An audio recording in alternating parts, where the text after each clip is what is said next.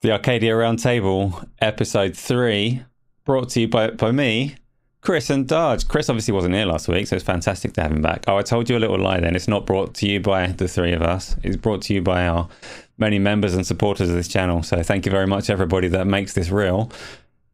Chris is doing a lot of the work though. Chris, you've been missing for a couple of weeks. How are you doing, sir? Very well, thank you. Yeah, I was at a wedding last week. I had various work commitments and so on and so forth. So yeah, it's still doing well, mate. I'm looking forward to jumping on a couple of games, which I'm sure we'll chat about shortly. Oh, hopefully, because that's what we're here for, to get around the round table and chat about some games. Darge, how are you doing? Yeah, I'm alright, mate. My Steam Deck has decided to stop working on me, so that's a bit of a kick in the teeth. But other than that, yeah, just another week of occasional gaming while still being top god tier roofer of London town. Top god tier roofer without a Steam Deck. I know a bit of what's going on because obviously you talk about it in our Discord. But what's the story? Why doesn't your Steam Deck work? What did you do to it? I'm trying to work it out. So, looking on Reddit's and even the Steam community, it seems like a common error. It's called like the black screen. So basically, there's no damage to the screen at all. But when you allow the battery to just full drain, people are finding that even when they charge it, you push the button. Have you got a Steam Deck? I know Chris has. No. When you push the power button, there's like an initial sound, like a sort of like boot noise. Then you hear the fans kick in and everything, and usually the LCD display will light up and stuff like that. I hear that initial sound, the fans kick in, but nothing else happens. So I saw some mad stuff. Like one of them was saying like push, I think, the volume up and hold the options button and hold them for 10 seconds and then rip the cord out with your teeth and it should boot. And I was trying all this stuff, but like I say, I got mine second hand. And fair play to Steam. Like, I was speaking to Chris about it earlier today, and I got in touch with him and just thought they'd go, well, you haven't bought this from us, but obviously because hopefully it's still under a warranty, which I'm sure it is, because now they're sending me out pre-stamped postage stuff so I can send it out to them to look at it, and if it don't work or they can't fix it, they're going to send a replacement, apparently. So yeah, I hope it gets sorted out one way or another. I don't really want to buy another one, if I'm being honest.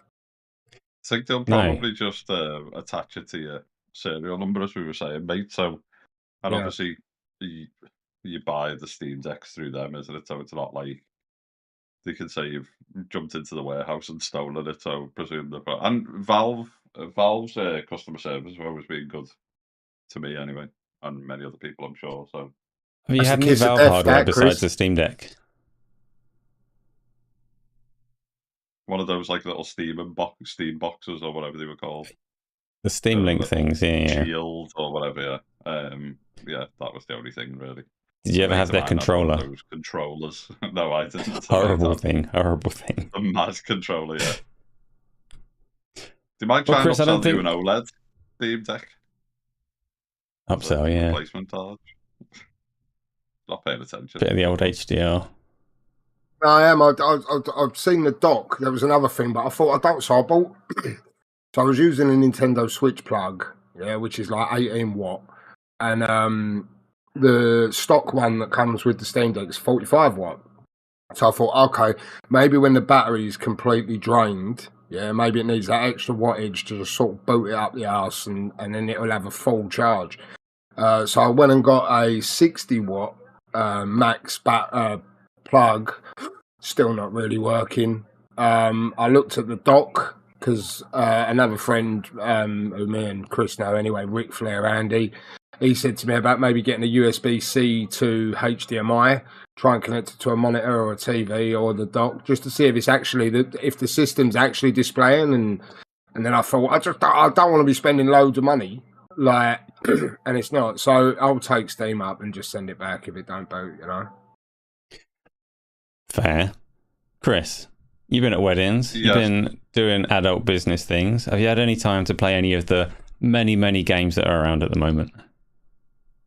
So only a bit of Helldivers. Someone in the chat saying I'm a bit quieter than everyone else, so I don't know if you can turn me off or I will put the microphone closer to me.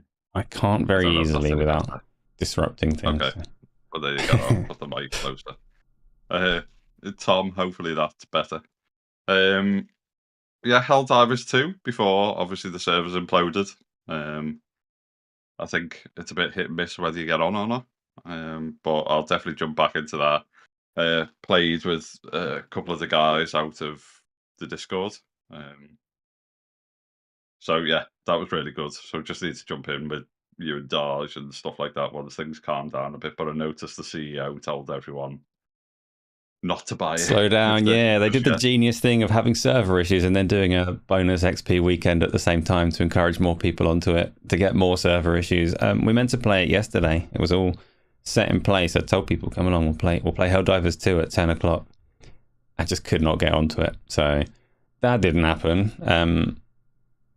But you enjoy it for the little bit of time that you have managed to get on there and play it. You reckon it's got some more legs in it, you're going to get back to it? Yeah, I managed to probably put about 6 hours or something into it on a Saturday with Chronic UK and can't remember the other guy's name off the top of my head. That's not any disrespect. It'll come to me in a bit. Or Chronic, I'll probably say it was. But yeah, it was really good. As I say, it was like non-stop playing it for 6 or 7 hours, and then stopped because I had to run a couple of errands and stuff like that. But I really like it. I think it's a superb game. I'd be quite happy if I had made it, put it that way. So fair enough. Not the server, not the crap servers. But no. You've had a bit more time, Darge. You've been playing some games with me. You've been playing some games by yourself. You've been playing some games with other people. Tell me about every single one of them. Make me sound good. Can't think now. Like Helldivers, I haven't played anymore. Or Skull and Bones since last week. But Patrick, lovely Patrick in the Discord, he started playing Outriders again, and as you fully well know, me and you were streaming that when it launched in Game Pass, yeah, I couldn't. I just weren't really feeling the game, and I didn't realise that you told me I'd left it at 86%. 84% abandoned 84%, and I just bombed it. But I had some big battles at that time. But yeah, anyway, so I see him playing it, and Patrick defends that game like it's his wife. He loves that game, and I said, I didn't realise I had it in my Steam library. So I booted it up to see where I was, and obviously level 23 or whatever. So I ended up doing a little bit of that with him and Big Dave Mac from the Discord as well. We done some of that, That was fun. Then it was just like all nostalgic games. So then Patrick was saying about the Ascent, and that was another one that we had tried, you know, and Chris as well. I think we'd tried that. There was some issue with the game at launch anyway.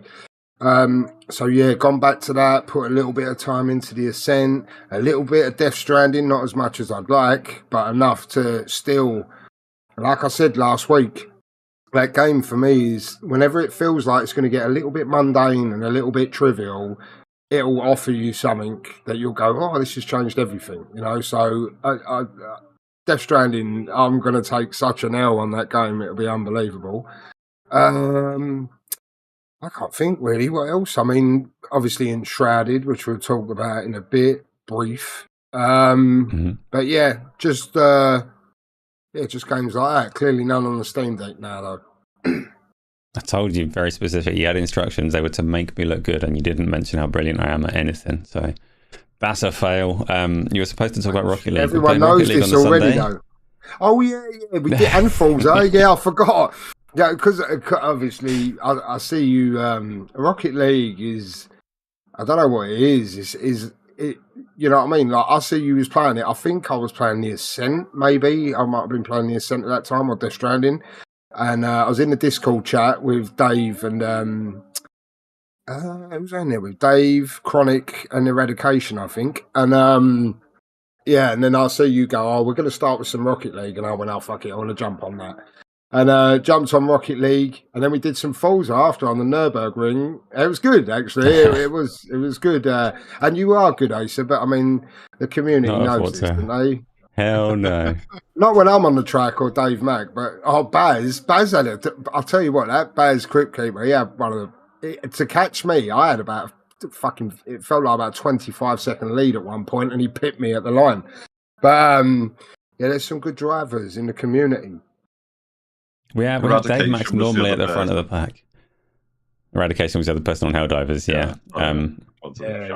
He's run quite a lot on quite a lot of games. Anyway. Yeah. Yeah, so there are a few people lately. If you're not on the Discord server, it's brilliant. You should try and get in there because we play all of these games, and it is a good time. I've also got, if you haven't noticed, a fancy merch store which you can either ignore or you can have a little look at. There's some stuff on it, but games.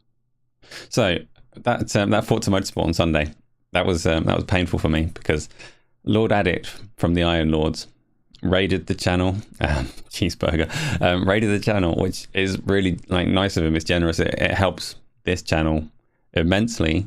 But he raided the channel at the start of Nord, whatever the track's called. That track that is really nasty to drive around. So being spectated while I crashed into every single hint of a corner. I'm not going to pretend that I'm good at anything ever again. No, that was poor. Fun though. So what I liked, Asa, was you went after the first race. No, let's take the racing line off, and then that first corner was just absolute bedlam. Like there was just cars everywhere. No one picked the line either, apart from me. But yeah, no, it was good fun, man. Yeah, I still lost. I really don't like the racing line. Like it's really difficult to wean yourself off of it because when it's there, it obviously helps and you follow it. But then you're not really playing a racing game anymore. You're just following an elongated quick time event. Like it tells you when to slow down. It doesn't tell you very accurately. Like it'll give you a slow time, but you can't help but follow it. And as soon as you turn it away, suddenly you start learning the track. Suddenly you have to pay attention to where you're going. So I much prefer it without the racing line, even though I am terrible without the racing line. So, I have been playing. I'm not going to go through everything that I've been playing because I've played quite a lot this last week, but I've been playing Vampire, which is kind of relevant. I've had it installed for ages. Not when it was on Game Pass, when it was available for free because I was an idiot and I didn't play it. Not when it came out like 100 years ago because I was an idiot and I didn't play it. But Don't Nod, the studio behind it, released Banishers Ghost of New Eden this week. And it just sparked my interest and made me go, yeah, I'm supposed to play Vampire. And I started playing Vampire. And I was enjoying it. I got to a certain point where I had to decide whether I'm going to start eating citizens or not. And I thought, it's quite easy on the normal difficulty to just avoid eating the citizens and make the nice guy choice, which is something I want to get into in a minute. But I decided to play it on hard mode, where it puts a lot more pressure on you to feed off of the innocent if you want to be strong enough to get through the game. If you don't feed off the innocent, you're not going to level up on par with the difficulty as it goes. So it just it's a nice moral dilemma that runs central to the whole game, and I'm enjoying that a lot. But it got me thinking, because I was playing it on stream yesterday, and I got to the first like pivotal moment of, do you eat this person? Do you essentially kill them, or do you let them go? And the scenario that plays out is he's getting attacked. He's like a London mobster of some kind. He's getting attacked. He gets stabbed up a little bit, but he stabs the other guy and kicks him in a river. And it's kind of implied that he's probably criminal, but not necessarily. Like, you don't really know the circumstances, and he was defending himself. And then it gives you the choice: do you want to eat this guy or not? And as the game goes on, it's going to present like an array of characters and give you this choice: do you eat them? Do you let them go? And it made me think, well, it's a game, so it's not a real person. I can look at this person and go, look at this character and go, well, that's a certain amount of experience points. But I didn't do that. I decided not to kill him because I didn't know if he was guilty or not. And it's a weird way to interact with a game. So my question for both of you, I'll start with Chris. When you're playing a game that has NPC characters and things like that, do you manage to feel any empathy for them? Would you treat them like people, or are they data sets? Would you eat them and take the experience points? So 2 answers, probably. Red Dead Redemption 2, which a lot of people know is probably one of my favourite games. I took the path of goodness in that and found it really difficult to do anything bad in it. Even when I finished the game and I load it up, and obviously I'm kind of still within the world, and I think actually I'll just start going around and robbing places and shooting people and stuff. I find it really difficult to do that. But on that Vampire, I remember playing quite a bit of it when it first came out. And I remember just munching that that London gangster or whatever, because I think with that game, even though the kind of story pans out the way it pans out, it just felt like you're obviously supposed to be a vampire, so that's part and parcel of it. And obviously it enables you to kind of rank up in certain elements, or increase your XP and stuff. But yeah, I tend to play stuff as a good individual. Really, I find it quite difficult to just shoot people in the face and stuff. When in games, I like to try and follow the path of the right, really. And I don't know why. I don't know if it's anything in particular, whether I actually feel empathy, or genuinely just like a nice person in life. So I find it quite difficult to kind of do that stuff. So I think you do get attacked. If it's a really good story-driven kind of extravaganza, where it's well written and things like that, then I think it's harder to go off on one. But I know there's a lot of people out there who just don't care. And I think, especially, in Red Dead Redemption 2, you've got that, there's consequences. There's obviously, you start, prices increase, you start seeing different cutscenes, you get different dialogue. And I've watched quite a few YouTube videos of Asa doing one thing and Asa doing the other thing, and seeing what happens with the dialogue and the kind of atmosphere in the world and stuff like that. So I think if something's done really well, then it's one of those things I can look at it and recognize it, like, this is ones and zeros. I can kill this person, and I'm not going to feel guilty at night or anything like that when I'm not playing the game. But it helps, like, you kind of let yourself get into the game a little bit, because that's just the best way to experience it. So if you switch off and don't treat them as characters, or treat them as numbers and all the rest of it, it's not like a stupidity thing. Obviously, I know that there's no real consequence to eating that guy. But if you really want to get into the game, then suddenly those decisions become a lot harder. Darge, you're a London roofer with a rough exterior. You'd probably kill that guy in real life, wouldn't you? I on the question at hand, like, games that spring to my mind are like Fable and that, back in the day, and for me, like I know I get like what Chris is saying. You get them people who go, "Oh, I'm going to do a good run, and then I'm going to do a bad run, and then I'm going to do." You know me. You're lucky if I get to do one run. So when I do that run, it's just how I feel at the time. Like you know, sometimes I'll try and do the honourable thing, the good thing. You know what I mean? But then sometimes I'll think, nah. Especially if the mission's been absolutely long. Yeah, I'll come back and just be like, boof, and end you. Like, even Starfield, there was some of it in that as well. Just some shit missions, you know, and not to put the game down, but for me, I just didn't have, you know, it was like a poxy, fetchy one, you know, and I could just kill people, you know, without just thinking, you waste my time. You know, that's how I go about it. But I guess, you know, like you're looking at it from Vampire and the actual real decisions. You know, Vampire, you know, ACG and all them lot, like they all talk about. I watched a bit of you last night playing it. I should really like play the game, as Chris says, you know, like being an honest person, making those choices that you would make in real life. But sometimes I just think, nah, you've wasted my time. You got to go. It definitely depends on the game, doesn't it? Yeah. Because I think something like Fallout and those type of games, I just kind of like shoot anyone I come across and stuff. If there was a real life, not real life, but I mean, you know, photorealistic sort of real setting and stuff like that. You know, maybe you could pull at my heartstrings a little bit more to maybe go into it and do the honest thing. You know what I mean? But when you're in a medieval setting or, you know, Starfield or whatever, and it's just not, for me, it's just like, I'll just play that game without any consequence. Whereas if, like what Chris is saying, if it's more striking, you know, nerves with you and that, and pulling at your heartstrings, I guess then the raw human emotion of you will come out, and you'll naturally make those decisions. Maybe I'm just a terrible person. I don't know. I suppose it depends as well what the game like.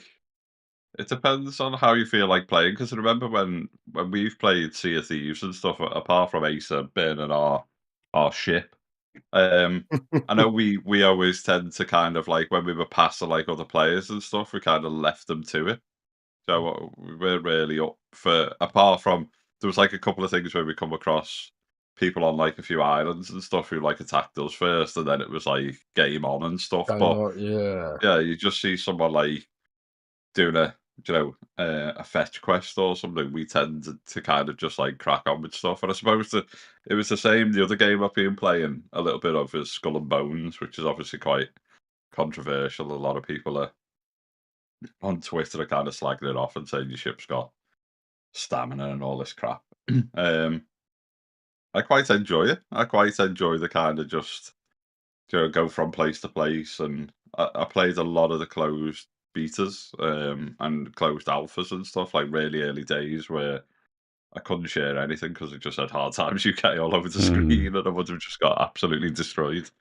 And I really kind of enjoyed it. I like Sea of Thieves for the kind of co-op, but I enjoyed the like story driven. It was a bit more structured. It's a bit more structured, Skull and Bones, so it allows me to just crack on with stuff. But there's loads of like pirates and NPCs and stuff who you can start to engage and have a fight with, and I just tend to like sail past them because I'm kind of concentrating on the fetch quest and whatnot.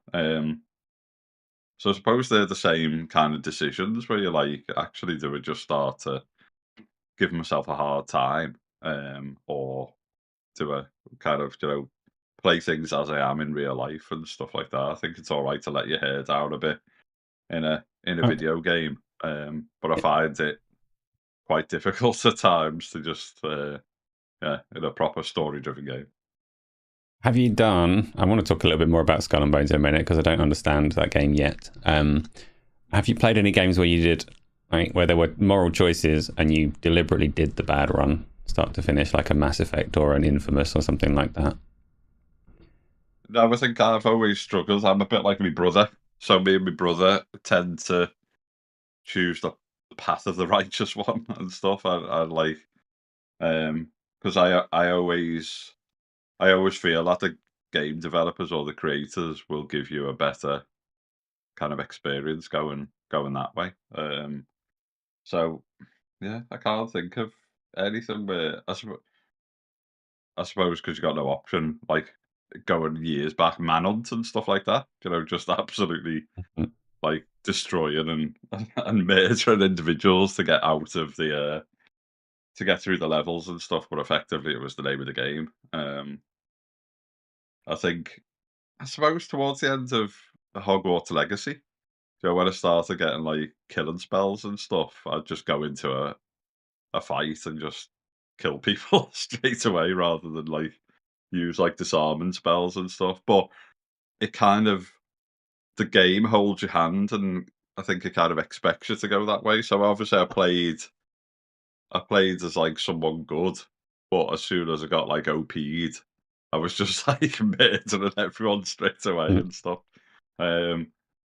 So yeah, I think it just depends on the setting for me. But yeah, I don't think there's any game where I've like purposely chosen a bad path that I can think of. I'll obviously delve into the grey matter while you guys chip in. Warner Brothers official statistics say that only 0.6% of players use the murder spells, so you might want to get yourself checked out. Oh, there you go. I'm one of the 0.6. I've made that up. There's no such statistic. I just wanted to put you on the spot and see what happened. Darge, video game. Have you ever killed a puppy? Oh, do you know what? Was it Wolfenstein, isn't it? The one where you shoot a dog. And I was like, oh, I can't do that. I can't do that. And then for quite a while, that goes on where you think, oh, you've got to do it. Yeah. And then I've done it. Yeah, to progress the game. And it was only after where people was like, you don't have to shoot the dog. And I was like, oh, it hurt me. Do you know what I mean? I had to go and sit in a dark room for a bit over that. Like, I was in a bit of a 2 and 8. But yeah, nah, don't go shooting puppies and that, if I'm being honest. But like I say, with it, I said it previously before. Like I'm a bit erratic with my gameplay. I might do certain good things and then get a little bit of praise, like, oh, this might be the hero we want, and then I'll just go on a switch, and then they'll be like, oh, maybe he's not. But I ain't really like those games as well. Like I say, I might get one run out. But I ain't really played too many of them with like heavy choice type games. You know what I mean? Maybe I've avoided them on purpose. Maybe because I don't cope well with decision making. But yeah, maybe I'll give some a go. Maybe someone in the chat start popping some of them off, and maybe I'll have a look into them. I love games that force difficult dilemmas on you and make you live with the consequence rather than letting you like load back up and see the other option and choose which one was best. Yeah, let's talk about that before we get into the next topic, because I'm really curious. Chris, you like Skull and Bones. What's like the core gameplay loop of Skull and Bones? When does it get good?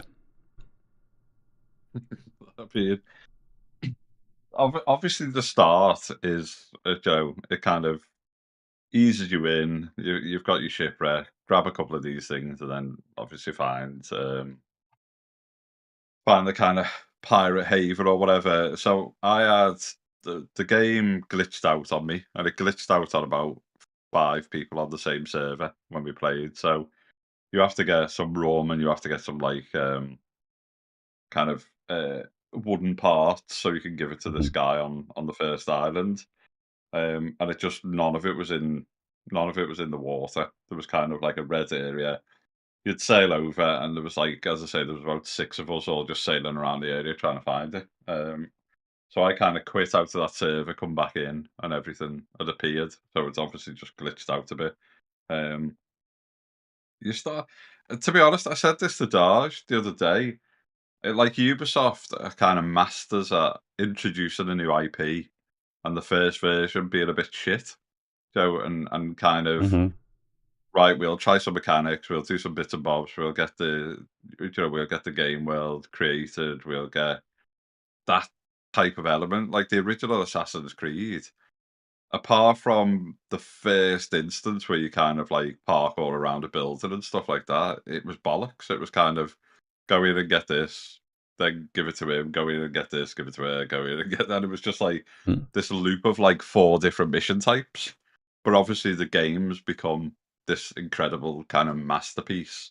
And it's a bit like samey at times, but they've introduced that IP, and obviously pretty much every single Ubisoft studio worked on Skull and Bones. So a lot of it is, I mean, it's just that kind of like upgrade your ship, build a bigger ship, start getting into a situation where you can then start to take on some of the kind of like different factions and stuff like that if you do want to. You do want to start engaging in combat and so on and so forth. And it's just, I think it's a bit like Sea of Thieves. It's a bit, I just kind of enjoy the sailing about and stuff. And you go out of like the havens, and then obviously it's all, all hell lets loose. Basically, you go away from the safety of like certain islands. But I mean, some of the mechanics are crap. Like go get some coconuts or go get some trees and stuff, and you just have like a weird little quick time. Go near it, press F or whatever to engage, and you have like a little, stop it, and you're chopping stuff down. So, but you can, I'll look at it from a game designer perspective, because I tend to look at everything from a game design perspective, and I think there's like an introduction to the series and stuff, and if they start to kind of add layers to it like they have with some of the other games, it'll be like version 3 or whatever, which is the game that they want to make. But I quite enjoy it. I mean, the one thing I've not done is jump in a co-op server and sail around with you two or whatever and see what that's like. And maybe that will be a bit different because there's obviously a group of us. We'll start to engage enemies and stuff like that. But it's just the exploration. It's just the kind of building up of the ship and so on and so forth is what I've enjoyed. Am I going to put 200 hours into it like I did with Skyrim or something? No, probably not. But I've got Ubisoft Plus, and I think the benefit of that is you get the deluxe edition. I got like early access and stuff, and I had a little blast. See, what you said there about the co-op thing, I've played that game a little bit, and I didn't take to it at all. And for me, like the only hope that game has of becoming compelling is if it really drives multiplayer engagement, if it becomes a co-op game, or if it has something that forces you to socialize, because it doesn't stand on its own for me. It needs that kind of connectivity to redeem itself. But you were talking about Assassin's Creed then, and how the first game was like shallow and the second one built it out massively. Times are a little bit different now because this is like potentially a live service game. So do you reckon in a year's time Skull and Bones will be an entirely different experience now rather than waiting for a sequel? Or do we have to wait and wait? I mean, if they continue to support it, I suppose Sea of Thieves was in exactly the same boat. I mean, when we first started playing Sea of Thieves, there was very little to kind of do, and you would come up against missions which were quite shallow, or just come up against the dead end. Now, obviously, Microsoft and Rare and everyone came out and went, it's almost kind of like early access. We're building this community and so on and so forth. So I think if they support it in the right way, and obviously when they first pitched Skull and Bones, it was all about like co-op and working together with friends and stuff, wasn't it? It was pitched as this big kind of living, breathing world, and this like MMO type game. So I think if they support it, and obviously if you were Ubisoft, as I say, every studio's worked on it, so unless you're just going to write that off, which Ubisoft tend not to do, they tend to kind of try and support something and give it a go and have a little belief in the vision. Then yeah, hopefully if they support it properly in phases and things like that, it'll be a completely different game. They have historically had some proper like rescue cases for their games that didn't launch too strongly, haven't they? So there's hope in that sense, diminished by the fact that it's already been delayed and rescued 3 years in a row or something before it came out. So we'll see. Yeah, I think COVID didn't really help, did it? And I think that's why like a lot of the different studios like jumped on, and I think like Singapore and all of them. The intro scene runs through them, doesn't it? It takes ages. All of these creators, I think, have built like different parts of it. So some have done like environment, some have done physics and stuff like that. And I think someone was talking about, as I mentioned before, like the ship has stamina. I don't think it's actually the ship. I think it's actually your crew True. have stamina, and you have to like make sure you've got rations and feed them and stuff like that. But obviously, your ship starts to slow down and stuff. So I see why people kind of attach it to, the ship's got stamina and things like that. But obviously, the larger the ship start to get, the less of an impact that has and stuff. And obviously, you tend to have like more rations, and some of the combat's like pretty good. The combat is obviously Sea of Thieves is like you two jump on a cannon and I'll steer the ship, or vice versa, and things like that. I think it's quite nice. It's a bit like a kind of FPS on the sea. You just like look around with the camera and just start firing, and it'll automatically pick like front cannon, side cannons. Um, I think that can be quite fun when like loads of stuff's happening all at once, which is obviously what the game chucks you in right at the beginning. Goes, this is all the Yeah. cool stuff you've got to look forward to. Now we're going to take you back to a dinghy, and you're going to spend the next 6 weeks getting back to this point. So yeah, maybe that's less compelling. Yeah, I'm not such a fan of the combat from that intro sequence. Like sometimes, and there's some screenshots of it that look phenomenal when you see them, like they're like blue fire going off between ships and all these fancier weapons. And it looks amazing, but to actually get it in my hands is underwhelming for me. But we'll see. I think like what Chris and episode 13 have said is the only hopeful case with this is like Sea of Thieves. When that game launched, I remember the Xbox community were heralding that as this fucking big gonna be something, and it didn't land very well at the start, but they built it out and they salvaged that game. You know what I mean? With regards to Skull and Bones, it doesn't have that first person, the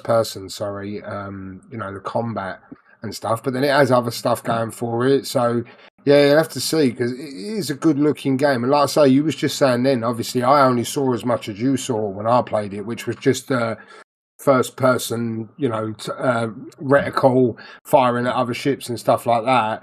And then I saw some other footage during the week on Twitter of like the cannon, like whatever the other thing's called, fires something up in the air, and you see it it basically drops down on the other ship, and like you say, it's mortar and stuff in it. Yeah, mortars. Yeah, so it's like, yeah, it's early days. It's just obviously, like I said, obviously they've had to get something out, and we'll just see with regards to. I mean, you look at all these other games today, who are like quickly, even Power World, you know what I mean? Like they're all quickly addressing and implementing certain changes, quality of life things and stuff like that.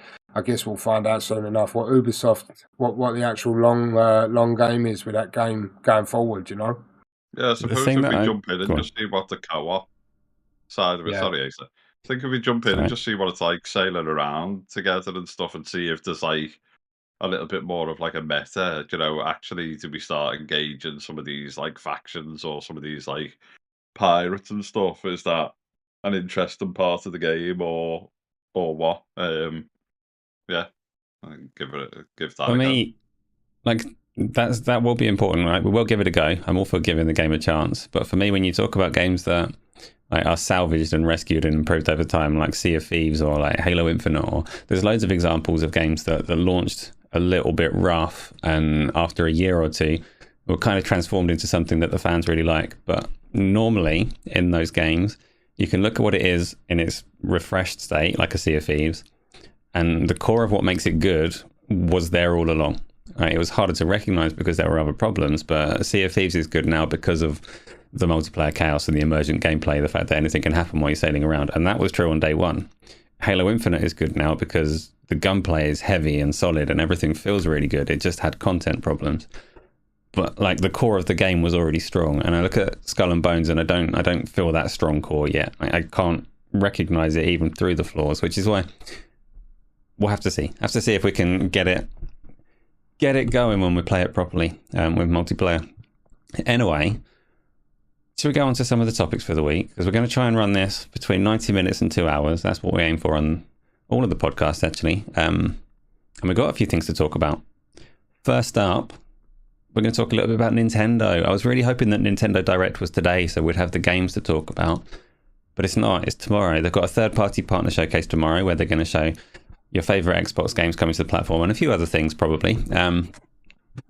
But they've also announced this week that they're delaying or not releasing the next console until at least March next year. And there were really heavy rumors that it would release at the tail end of last year and the year before that, because the Switch is old now. It's been out for many, many years, and it was not a powerful piece of hardware when it launched. So a lot of people want them to release new hardware, but Nintendo are putting it back and putting it back and putting it back. And they've apparently told all of their publishing partners not before March 2025, which is a disappointment to me personally, because I was really looking forward to a new Nintendo console. Not going to get it for a while. Darge, what's going on? Why are Nintendo not giving us new toys? The thing is, why do they have to? Do you know what I mean? Let's have it right. Like, is it on? I think if they leave it, is it on course to overtake the PS2?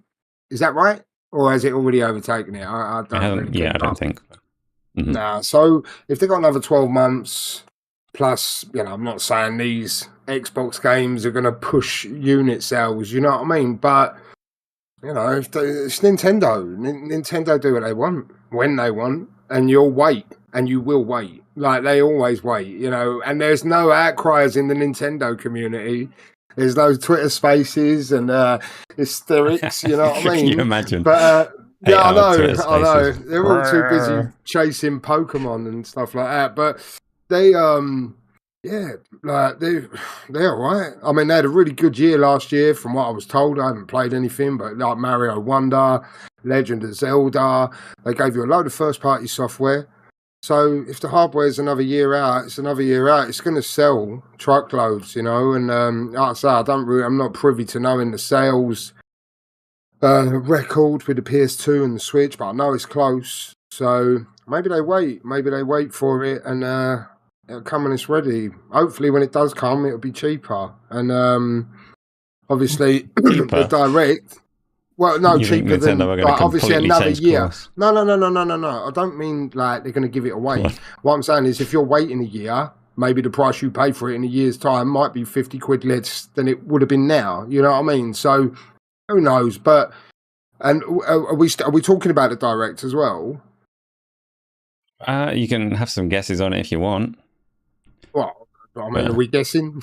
I don't really do guesswork. The Microsoft. Obviously, the Microsoft 4. At first, I sort of questioned like if Grounded would be there, and then I thought, well, if they're going to put Sea of Thieves there, clearly they'd put Grounded there, and Pentiment and Hi-Fi Rush. Yeah, like why wouldn't they? Why wouldn't they put them there? But it's a run there for one. But to run. Yeah, I think I think like Xbox, Microsoft will have people there making sure that the games perform well as well. You know what I mean? They don't. If you take those 4 titles alone, I'm not. I mean, they don't seem to have people there making sure the games run all right on Xbox. Well, they don't. No, but they do obviously. That with Nintendo. They obviously. I'm saying like these 4 particular games are not the biggest. Obviously, Sea of Thieves. The sea and all that's cloud based, isn't it? So, but aside from that, I think they'll be all right on there, right? I mean, they pulled over what's some of the games on Switch. I don't really keep up with the Switch. Like, what's some big third party stuff? Was there like a Doom over there? Doom Eternal, Witcher 3. There's a few examples of big ones. Yeah, so I mean, they should be all right getting them over there. You know what I mean? I mean, Hi-Fi Rush is going to be the perfect game for that handheld, isn't it? I think. I'm less convinced by Sea of Thieves, but I think Pentiment, Hi-Fi Rush. Who knows? Obviously, Microsoft and Nintendo have always had like a decent relationship. They've always kind of, patted each other on the back and stuff like that. I think things are changing with hardware, so I think that's why Nintendo probably hanging fire. I think they don't need to rush a console out. I'm sure there'll be some fans out there, but I don't think a lot of your I don't think a lot of like casual gamers are going, oh, this isn't running in 4K 240 or whatever. So I don't think they're that bothered by hardware. But obviously, if you were Nintendo, you kind of sit there and you'd go, what's happening with like the ROG Allies? What's happening with MSI? What's happening with, or Xbox going to do a handheld at some point? What's happening with, Sony's? Sony going to do a dedicated hardware-based handheld? And I think, like, chip technology has moved on so quickly in the last, 12 months that, the ROG Allies, they thought it was going to get outdone by, like, Intel's Arc and stuff like that, but I think the benchmarks that have come out, I guess the drivers are not ready yet because the MSI Claw or whatever is like 50% slower running some of the games than the ROG Ally, for example. So I think you're right, Darge. I don't think there's like a mad rush. I know like we as kind of early adopters and stuff like that are quite disappointed because we like to get our hands on stuff. But I think the mass are kind of enjoying the game, and if you were Nintendo, you go, actually, let's see where the hardware lands and what we can get, to make sure we've got decent battery life, what screens do we go with, what power level do we go with? And I think they're going to have to up the power. I don't think Nintendo can keep this kind of like low res kind of option as we start to move into like next gen and stuff, and especially some of what the handhelds do now. They have to find a way to shop in 1980 to keep the resolution down where it is, wouldn't they? Can't get that stuff anymore. I think if they're doing like partner directs and stuff like that going into their next generation of console, you'd like to think they're going to do more third-party partnerships anyway going forward, so you'd like to think the tech, like Chris is alluding to, will be a much higher level, you know what I mean? Because on their first party level, they get away with it, but they need more, you know what I mean? Well, they don't, because it's nearly the biggest selling console of all time, but, you'd like to tick more boxes. So I see it won't do any harm. Two main reasons why they can't release it sooner. I think it probably was planned to release sooner. Reason one is the number of Switches out there and the hit that they take by resetting their audience. I think when the Switch came out, they did Breath of the Wild as a cross-generation game, didn't they? To try and smooth that bump over. But it's still very much a bump. They're still talking about going from like 100 and whatever million Switches down to 0 of whatever the new device is, which is not a very appetizing move. And that was the reason the Xbox 360 and the PlayStation 3 were the first consoles that ran for like 8 years or something, because Microsoft and Sony were looking at it going, it's really difficult to release a new console when we're doing well. And then that was quite like definitive for those companies. That changed the way that they handled all of their hardware so that they could smooth off that lump. Nintendo have not smoothed that lump off, so they've got that ahead of them. They've got to find a way to transition their audience across, not just their hardware. They need to get all of those people on Switches to keep buying games, be it on the old console or the new one. And that's hard. The other one is gonna neatly segue into what Sony have been talking about over the last week, and that's that hardware prices have not been going down whatsoever. So this is going to impact Nintendo and Microsoft and Sony, but Sony's chairman, I can't remember his exact role, has been talking about the challenges that PlayStation faces in terms of their margins and things. And one of the key ones that he's pointed out is that normally in a console's life cycle, the price would be going down on that console, and that's how you expand the audience for the console. So you have it at its launch price for 2 or 3 years. By the time you're launching a slim version or a smaller version of the console, you should be targeting a different audience. You should be knocking that price down and growing that base. But the cost of the current PlayStation, the slightly smaller model, is not cheaper than the launch model. The prices have not gone down. Some things have gone up. That's going to make it very difficult for anybody trying to launch a console in the space. It's going to impact the PlayStation 5 Pro when it comes out later this year. It's impacting the PlayStation 5 and the Xbox already. And of course, it's going to impact Nintendo as well. Did you see, Chris, any of the talk around Sony and their studios, what they're going to do going forward to try and increase their margins and all the rest of it? I think we're just moving into an era of exclusivity is gonna die. It's not to say exclusivity is gonna disappear, but I think there's just too many. There's just too much money being left behind, and I think obviously the guy that's come in now is Joey's almost kind of done reboots throughout Sony as an organization, kind of rebooted various parts of it, and started to kind of turn profitability. So we step away from gaming for a bit and I go into kind of my day job. Obviously the last 11 years I've been building a business up, and I've increased staff headcount to about 30 now. And there's there's a lot of kind of rent, rent prices have gone up, obviously cost of living's gone up, so you need to make sure that the staff are getting decent kind of industry led salaries and things like that. But also what I'm seeing is like a lot of money that was available is not available. So a lot of investors are being shrewd. There's a lot of kind of investor groups and private equity houses and things like that not kind of getting into gaming. And there's obviously a couple of organizations that have kind of got into gaming fairly recently, but they've been quite lucky. And in the kind of 10 months of like raising capital, if you have a conversation with the guys that have raised capital for that startup, in the space of 10 months, they turn around and say if it was now, they wouldn't have give the money. They would, they wouldn't have raised the capital and put it into.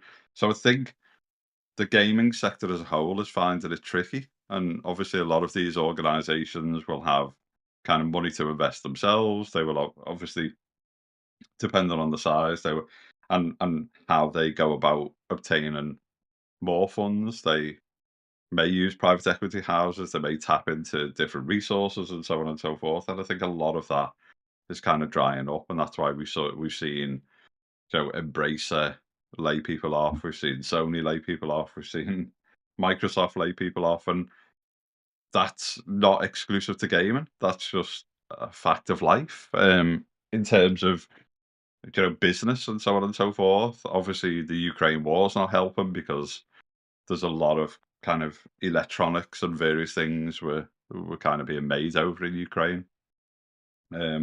We've got things happening where ships can't get can't travel around the world easily and things like that. So I think there's a lot of impact kind of economically, globally, which is really playing into the hands of like some of these organizations. And I think his job now, he's looking at it and saying, actually, as you just said, Asa, that that our console base is not growing. We're now seeing data and success on kind of PC and so on and so forth. I know, obviously, he said multi-platform, and a lot of people have gone, well, The Last of Us is coming to Xbox and all this stuff. Well, it's it's kind of nonsense in that regard, isn't it? At this moment in time. But I think all of these organizations, I think your Nintendo's, your Microsoft, your Sony, we're going to move into an era where it's kind of like, actually, it doesn't matter what hardware we're part of, whether it's cloud or this, that, the other. We need to get our products onto other platforms. And you've only got, let's ignore the fact that the servers aren't working and things like that, but you look at the player count of Helldivers 2 on PC compared to PlayStation. And if the three of us were sat on the board of Sony, there's no way we'd be sat there going, okay, we'll just leave that because it is what it is. You'll start to look at your catalogue now and look at the data and say, yeah, we need to start putting stuff on PC at least because there's an engaged audience there. So I think it's just part and parcel of what's going on in the world at the minute. And I think someone has come into a position who's kind of reinvented certain parts of Sony and gone, right, I'm going to turn this into a profitable organization or an even more profitable organization. Because ultimately, shareholders are king and they're going to be sat there going, actually, we haven't got 180 million consoles or 160 million consoles like we used to have. And we're not going to have that anytime soon. So we need to do something about it. Yeah. And he's obviously not afraid to come out and say those things because the shareholders will be demanding it. And it doesn't matter like whose feelings get hurt or you've got these like gatekeepers trying to stop things going on a console. Someone else's someone playing a game on a different platform, as long as they enjoy it, doesn't affect me. It doesn't give me a sleepless night and stuff like that. To me, it's just another gamer enjoying something which you like, Asa, or I like, or Darge, or so this kind of like gatekeeping to a platform is quite archaic when you think about it now, especially when there's kind of like a screen everywhere. Darge is playing on his Steam Deck, and I jump on a ROG Ally, then I'm on a PC, then I might be on a PS5, then VR, then why shouldn't you be able to just go, actually, I'm on the move, I want to pick that game up and I'll play it on my Nintendo Switch, for example. Yeah. Go on, Dad. Take it. No, Run with I was going to say, Chris is quite nailed quite a lot of everything that's going on in the world, and like all I would add to it is, you see the costs, like the cost to make these video games. You know what I mean? Like Spider-Man 2 costed more than it cost them to buy the studio that made it. You know what I mean? So, he says about the gatekeepers, who are the gatekeepers? Sony are going to look at this, and you say Helldivers is a £35 game or whatever, but there's like over 400,000 people playing it, active at one time. That's not total sales. That's money. That's money that goes into development costs. You know what I mean? And, yeah, I think even Xbox, like Xbox, the three execs from Xbox basically said the same thing last week. They said, we are moving into a new age. Like, there's going to be some moves that people have never seen before. I still believe, like me and Chris have spoken about this since last week, like, I still believe Xbox, PlayStation and that are still going to have their exclusive IP. That, will predominantly, I know, like, there's a lot of people, I'll tell you what, Halo makes sense going elsewhere because it's an FPS online game. Yeah, that makes sense. Yeah, but that's a flagship IP. You know what I mean? All Xbox games, pretty much, used to have an online component to them, which makes sense for them to go anywhere else, wherever there's an audience. You know what I mean? But the Sony, like, single player, I don't know. I don't expect them to send everything over, but also it doesn't have to go to Xbox. Like the Sony guy speaking when he said about other platforms, he's referencing PC. You know what I mean? And the mobile space as we move forward. He's referencing Xbox in that they've got Bungie's games, Marathon, and their Destiny expansion are coming this year. So when he's talking financial results, those are points to reference, But was it not a thing when Bungie were acquired that they said they wanted to remain, like, they would be under them, but they still wanted Marathon particularly to still be a third-party game everywhere. It was part of the acquisition. It's not like Sony went, come on, let's get real, Sony do the anti-consumer moves, usually. Like, they will gatekeep their stuff behind their hardware that you need, like, to go and buy. Like, the PSVR, as far as I'm concerned, the PSVR 1 is not compatible with the next generation of headset going forward, and this, that, and the other. They will sell you. They'll sell you anything. Look at the remasters and the remakes and the this, that, and the other. So let's not start getting. It's a very archaic. I think the problem is it's like a very archaic thought process, isn't it? And I think times have changed, and that's why. Obviously, Tom's spot on in the chat. Is Tom saying? What? Sorry. So obviously, Tataki or whatever is basically a finance guy. Now, I don't know if many people know, Jim was a finance guy. Jim was head of finance at Sony before he got the top job. So he was driven by numbers, but he was also fixated on exclusivity. He was fixated on Sony, PlayStation, you name it, being a brand. And the brand where you need to buy the games on that, you need to buy the hardware, so on and so forth. But he was coming off the back of hugely successful console cycles, so he could afford to be like that. Now, obviously, Jim's downfall was the whole Activision Blizzard nonsense, as we know, where he put so much money and so much time into kind of flying around the world and trying to make out, play the victim card. Oh, well, Sony's business is going to be destroyed and so on and so forth. And it just backfired horribly on him, unfortunately. It kind of made the brand look bad. He didn't kind of show up for court, so he was obviously half-arsed about, or the hearing. He was half-arsed really about what his messaging and things were, and obviously he's bit the bullet for it.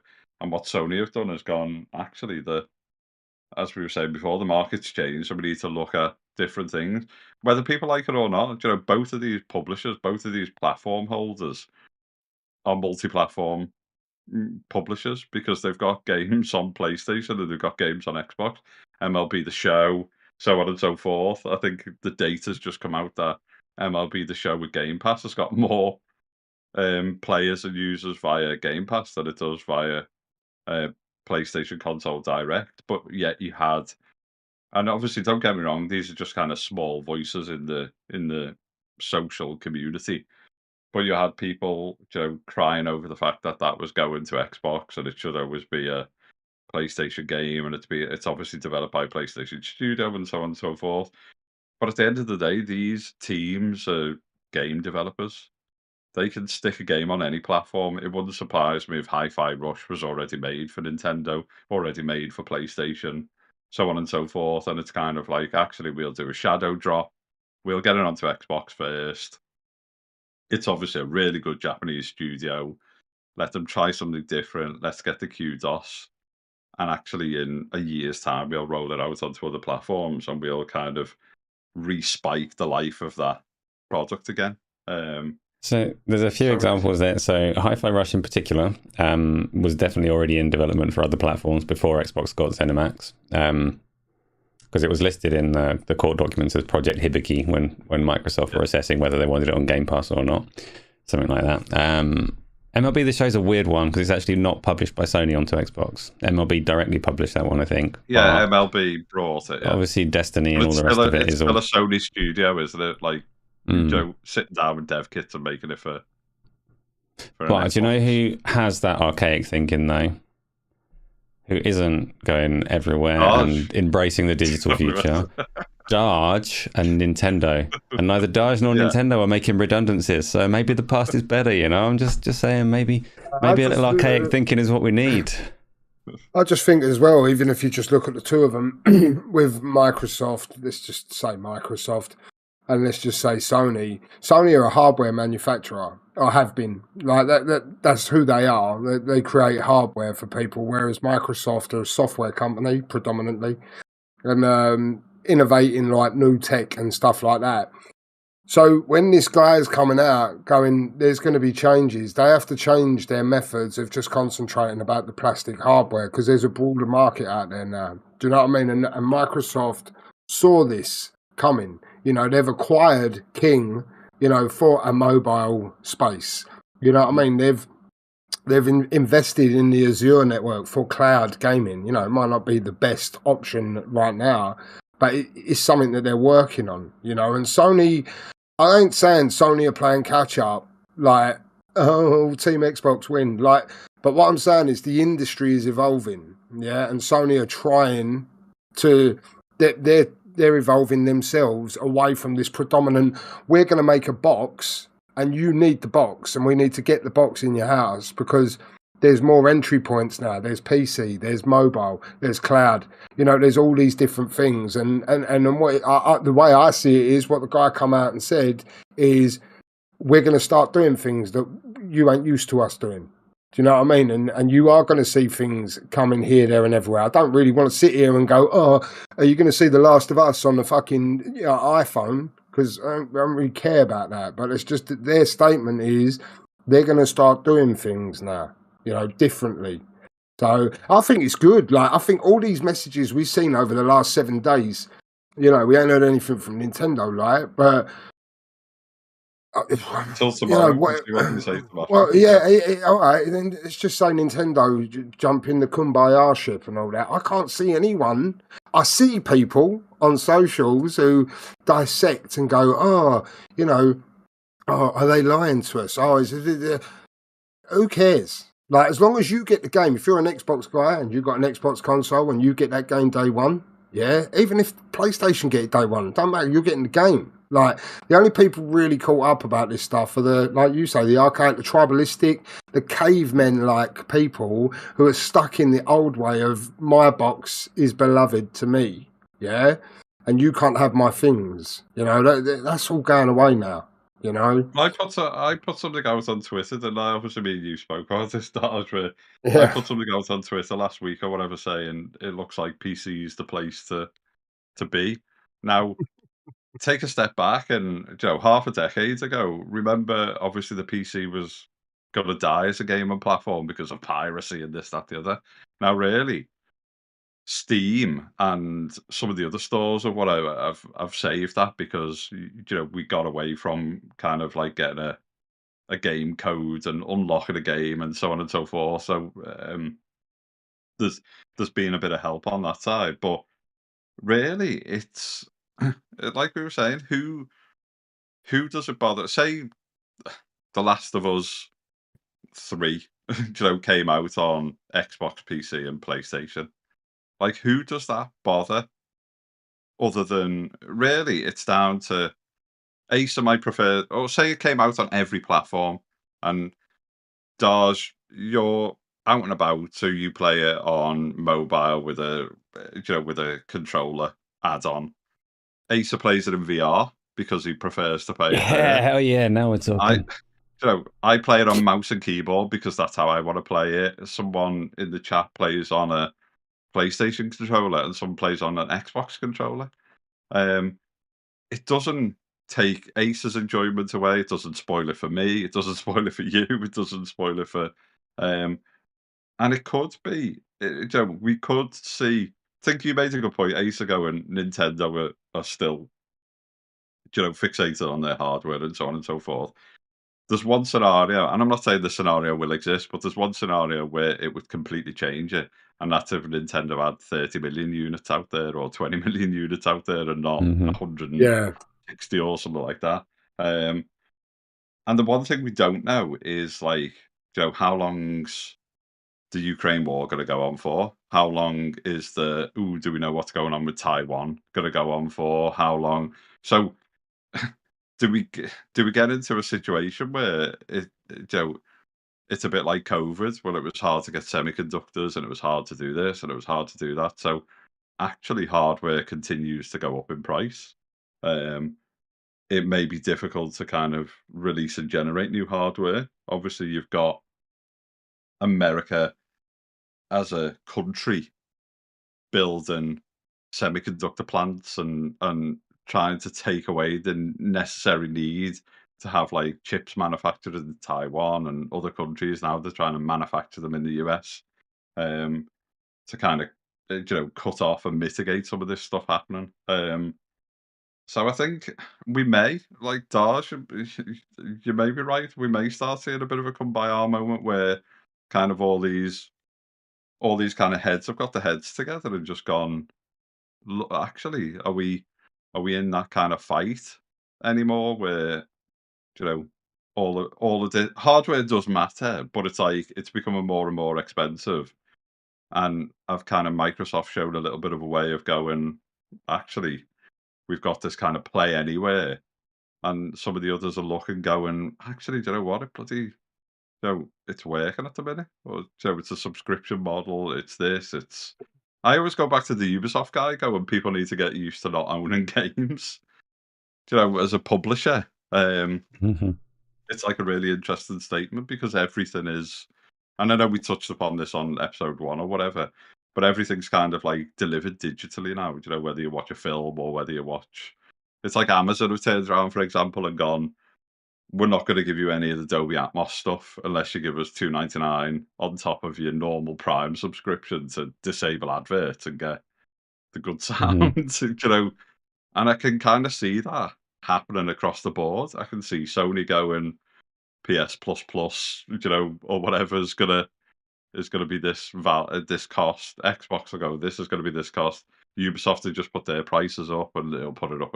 It'll just exponentially keep doing that as they start to give us more and more content, so to speak. But we said, actually, the three of us said this a good while ago, years ago, is that it's actually a content race now, not necessarily a hardware race. So Microsoft have put their flag in the ground and gone, we've got King, we've got Activision Blizzard, we've got so on and so forth. It's like the streaming model where like Disney went out and got like Star Wars and the MCU and all.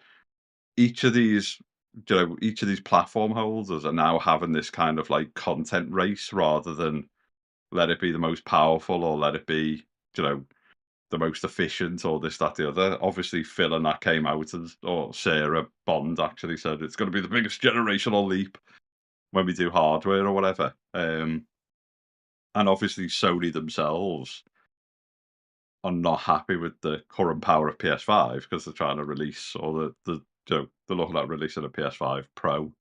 And PC has driven a lot of that. When you look at some of the, you look at kind of the equivalent ranges of like PCs. Actually, if I build a PC for 800 quid, 1200 quid, if I build a £4,000 PC or whatever, then you've got an amazing experience for like the next 3 or 4 years. But it's hard to keep up, and even some of the handhelds, you're getting more kind of stable frame rates and stuff like that than some of the games that like people have put out, optimization wise and stuff. So I think there's still the industry is going in this direction, but I'm not sure how quickly because there are complications. Like I don't think either or any of the big players really understand how big the kind of core gaming audience is. The people that care for these big IPs that are going to play a Spider-Man game even, or a Halo or whatever else. I think Microsoft have had a slightly rude awakening on how big that audience potentially is, because they spent ages talking about 2 billion, 3 billion gamers, and Game Pass has already started to decline rather than grow. So there's a mismatch in content and audience, and I don't think the industry understands its own audience yet. They're figuring it out as they go along. So the content race gets a little bit complicated because, like you say, they had to acquire King to really diversify that content and hit a different audience, but that throws every calculation on what kind of gamer and what kind of model they're aiming for kind of out the window a little bit, because those people playing Candy Crush are not the same as the people playing Halo in terms of monetization and how they develop. You've also got Helldivers as the example. There's more people playing Helldivers on PC than PlayStation, supposedly. The stats are a little bit weird on it, because there was the stat that came out that people are basing it on was number of people that are active on Steam that are playing Helldivers in America, not numerically, but as a percentage. It was a weird stat for the comparison, but likely there are more people playing on Steam than PlayStation to some degree. But every one of those players that's playing on Steam is somewhat less valuable than everyone that's playing on PlayStation, because everyone playing on PlayStation is a PlayStation Plus subscriber. Mm-hmm. And that's the model of consoles kind of epitomized, because people that are playing on a console are their most valuable customer, because they're not just playing for PlayStation Plus to play on Helldivers. If they do go to a different game, if they go and buy whatever else is next as a multiplayer game, if they go and buy no good examples, Battlefield, terrible example because I don't think there's one coming that soon, but they go and buy the next Battlefield, they're going to get it on PlayStation, Sony get that value as well. So I do think they're still going to claw and fight to be relevant as a platform holder, and that's not necessarily tied to the hardware. That's part of the battle. They've got to be, like, PlayStation has to be a platform that isn't defined by the box, just like Xbox are doing. Yeah. Xbox is a platform, you don't need to own a console, but they sure as shit want you to buy stuff on their store and subscribe to their service. And that's where the content race is coming in, to make sure that all those people are going to the right place. At the same time, that audience size and content meeting people dilemma is hanging over them as a heavy cloud at the moment, I think. The best news that we had last week was that despite various troubles, despite Game Pass actually shrinking, despite challenges to the industry, Xbox fully committed to the things that we like about it, to bringing their games day and date onto Game Pass, to keeping Game Pass going, to doing more powerful hardware, to doing all of these things that their fans enjoy. So there's hope for a good future. We haven't, because we're here on a Tuesday. They did that after we got together last. Is there anything that you want to say about the Xbox thing? It's had a week of chatter on it. But I'll just jump in quickly. Yeah, when we, I'm pretty sure we all agree on this. When we say about kumbayas and, you know, Sony and Xbox getting together and starting to put things and all really friendly, and they're going to start putting things there. They're still going to compete. Like Asa said, they're still going to claw with each other. They're going to just try and work out ways of pulling more people one way or the other, yeah? So I'm pretty sure Xbox will think, let's put Hi-Fi Rush over on Sony, yeah? So this sort of stems into the announcement last week. How do you get more eyes onto your product? Yeah, you give it to them. Now, just say there's a Helldivers sort of impact on these Sea of Thieves or Grounded, for example, and then Grounded 2 comes about, then that's exclusive to Xbox. They are, they're making money, but also advertising their games on other platforms. Do you know what I mean? So they'll be earning from sales, but then people will be finally getting to play products if they haven't done by their own other means, by a PC or getting a secondary console. So it's not like, the industry's going to massively change and they're all going to hold hands skipping off towards a fucking rainbow. Like, it's still going to be the same, just the methods have changed now. It's not all about the hardware, And Xbox's message last week, like you said, Asa, 4 games. And then the fucking narrative started. Oh, well, how do you know it's only going to stop at 4? Like, it ain't going to stop at 4. Like, nobody knows what's coming. Nobody knew Hi-Fi Rush was coming. And then it came, and then the Xbox guys were dancing in the street going, oh, we've got this new IP, and now that's going. Like, it's not going to stop at just 4. This is a test of how the model's going to play out going forward. So they came out and basically said that. Like, they said Starfield, Indiana Jones, like the girl very carefully asked them if they were the games, and he went, no, these aren't the games, but he didn't exactly say don't expect them not to go at some point. But like you said, Asa, on that, I see your reaction, you Deadly and Gamsley after on your show, and you're like Mr. Chill, Mr. Balanced, nice, and you was just like, was that it? Because all we had was screaming children a week before, and all the fake insiders, and all the skies falling, and all the little outlets that wanted their little 5 seconds of fame and their little hits and clicks because they was like, oh, Hellblade's coming. Oh, this one's coming.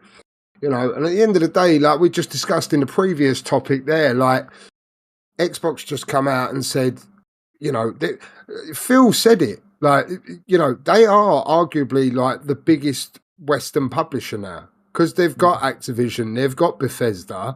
So Xbox Game Studios, or whatever the name is, I think that's the name. They're huge. Their talent pool's huge, yeah? So if they're going to make Game Pass sustainable, yeah, which I ain't getting involved in that argument of if it is or if it isn't, yeah? But if they want to make it even more sustainable, Xbox players get them games day and date, yeah, for free, 12 months, 18 months time, send them out on other platforms, draw in a load more money. You know what I mean? It makes sense. And Sony, like, without, like when the conversation was, oh, they want to get Game Pass onto Sony. Yeah, they want to get PS Plus onto, if that's what it's called, onto Xbox. I think they're both just going, there's no way that's going to happen. Yeah, so the only way it can sort of happen is by sharing them and selling them on rival storefronts. And could you not see like xCloud or Game Pass or something going to Nintendo though? I could see that happening. Yeah, but the thing is with Nintendo, so also earlier when we looked at the topics list and that, and the words were Nintendo delaying their next console. I don't see the Switch as a console now. I know you can dock it and you can take the little sliders out and put them on a little thing, and it's like you've got a real controller in your hands. It's a handheld predominantly, yeah? So, as you say, with regards to any cloud streaming, yeah, I can see it. I can see it. I can definitely see people wanting it on there because any portable screen, the cloud service, they're going to want it on there. It just depends whether or not Nintendo want it and what they get from it, because it's not the same as selling. If Xbox go, you can sell Halo natively and Nintendo get 70% of the sale, Nintendo will be up for that, I reckon. Yeah, but if it's a streaming thing, then it's harder. Like, you know, how do they actually benefit financially off it? Is it as financially does it benefit them as much as selling it? Stuff like that. So I always consider Nintendo different from the other two. The other two are like carbon copies of each other. They make a box, they make software, they put it on there, and that's it. Nintendo do the same, but their console, it's a handheld. You know what I mean? They're not really doing any cloud stuff. But anyway, just back on the Xbox thing. I think the messaging was really good. Listen, these people are paid a lot of money, yeah, to tell you anything. Like, they will stand there and tell you saying and make you believe it, even though you know it probably ain't going to be the truth, but you'll still come out there and go, oh yeah, but he said. Yeah, because this is why these people are paid money. Episode 13. I love Phil. He's a nice guy. I'm sure he is a nice guy, yeah, but he will tell you what you want to hear. You know what I mean? And that's what they all do at the end of the day. All you got to worry about is yourself, your own pan note, and whatever you want to do. Don't worry about anything else. And that's my ultimately, opinion. it's about the shareholders, isn't it? It's about, you know, it's like, I mean, people in the chat might know what I do, but effectively, we've got a tech company. We work with football clubs, and we've created our own platform, which, you know, 70% of UK football clubs use. And of course, you know, we're looking at different markets. We're looking at Europe. We're looking at US sport, and so on and so forth. But there's always kind of shareholders, and there's always like a board. And if it was a bad idea for us to try and move into the US, I wouldn't turn around and say we're moving into the US. I just would say we're not going to move into the US. So I think these organizations have got to, there's some PR, there's some brand protection, so on and so forth. The one thing that people don't understand, and it's Microsoft's trump card was getting King, and I know Phil has gone, really important for us to get King and move into the mobile space, and people are like, oh, I was just saying that or whatever. It really isn't, because I'll give you a good example now of like the mobile gaming space. So some people here in social media or whatever may know a mobile studio called Playdemic. So based in Cheshire, they had a game called Golf Clash, and it was making more money each week than any AAA console game was making. And they sold just over 12 months ago. Electronic Arts came in and bought them for $1.4 billion.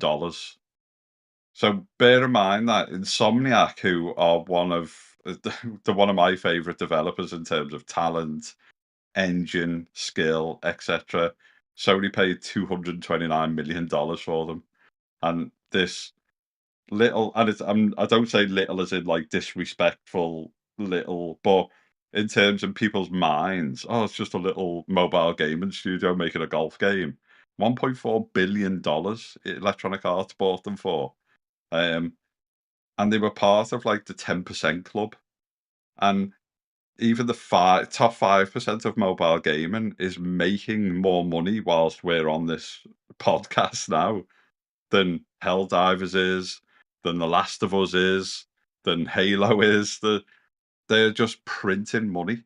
And the guys over at Playdemic used to just look at the system, and the money would just be going up like ridiculous. You know, hundreds of, like millions, tens of millions, hundreds of millions of pounds just going in minute by minute. It's the mobile market, and Asa alluded to it before. It's like these organizations are trying to understand it now, because they're going, actually, you know, we could do 90%, 95% profitability here, because it's costing us a fraction to make the game. Like you said before, Darge, it's like some studios are spending like movie budgets on a video game, and it's being sold on 20 million consoles or whatever, and it's not given the return that they've had in the past.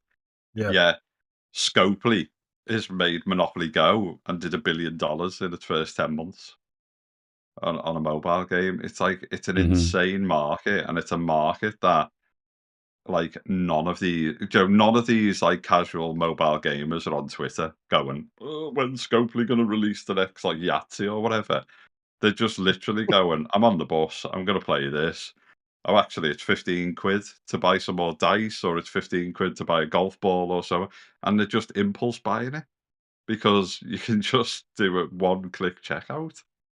It's an insane market, and it's a market that Microsoft have gone, we need a slice of. We're not going to be able to get into that space. What we'll do is we'll have Activision, Blizzard King. We'll get Activision with Call of Duty. We'll get Blizzard's great games, but we'll get King, and in the top 3% of like mobile game studios in terms of turnover and stuff like that. Just consistently doing over like $1 billion a year, and it's just like, yes, please. It's not what I want to hear, but it's very, very true. I'd love for them to have bought it because they want to rescue all of the Blizzard games and make Warcraft brilliant, but no, that's not what it was all about. And then you got these... Go on. Sorry, Asa. I was going to say, you got these massive legal battles going on as well between like Microsoft are very much rooting for Epic when they've got their lawsuits against Apple and Google to crack open the stores and plotting and planning like massive moves that dwarf what they're doing in the console space. But what were you going to say, Darge? I was just going to say, like, going back on the Xbox thing, like, I think Phil, like I said, he'll tell you what you want to hear, but I do think they were, like, quite honest, you know, like Chris was just saying then about money and stuff like this, you know, me and Chris spoke about it, like, he actually said, you know, what do I do? You know, I have to make money, yeah, like, that's the long and short of it, and the way that we can do that is by putting things elsewhere, you know, to, like you said, alluded to a little while ago, so you can keep the things that you like on Xbox, you know. So if you're an Xbox gamer, he's basically saying, I'm going to stick some of this gear over there, yeah, so we can keep making money because I'm not going to charge you. And he basically said that. He said, I either charge the current faithful user more money or we start letting certain things go.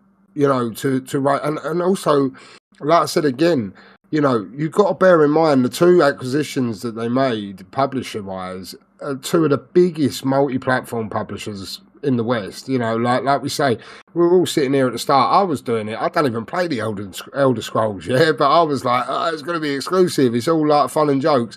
But when you actually think about it, if that, you know, if the Elder Skyrim made fucking silly money and they just made that exclusive to Xbox, it's not really a sensible acquisition, is it? Do you know what I mean? Like, we're going to spend 70 billion and we're going to hamper our chances of even making a profit on that. You know what I mean? That's not Microsoft don't get to a situation where they're fighting for the number one, you know, richest company in the world, yeah, making dumb decisions. So I think they were quite honest in it, and I look forward to seeing how it all plays out, personally. The only thing that I was saying, when they said their choices are either to get more people spending money or to get the people that are already there spending more money, that's not an or question for them. They're going to do both. They're chasing both. They're not going, oh, we don't want to get everything all at once. But yeah, they'll get as much money out of everybody as they can because that's what they're there for. That's business.